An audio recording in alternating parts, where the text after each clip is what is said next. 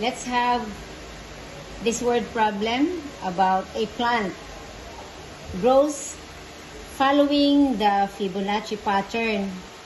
During the first 6 weeks, the number of leaves is 1. Then 1, 2, 3, 5, 8. If the pattern continues, how many leaves will the plant have in the 10th week?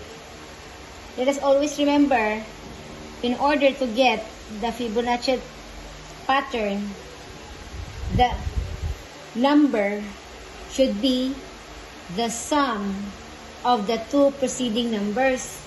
Katulad nito, may mga 1. Siyempre 1. So, ang next dyan is 1.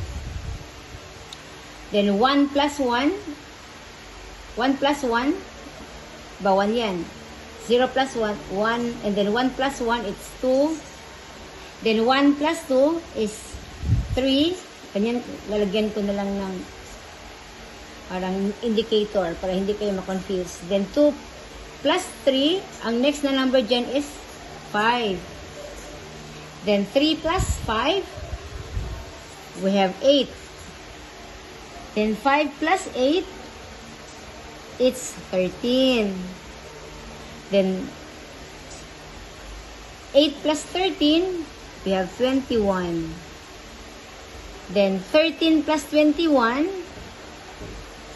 we have 34.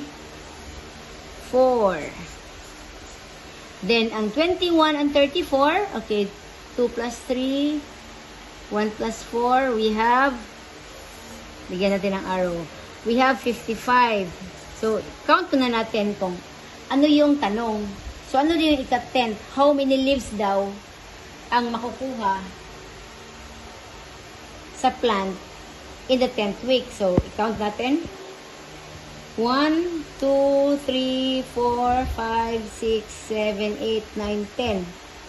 So, ito pala yung 55, ika-10th week.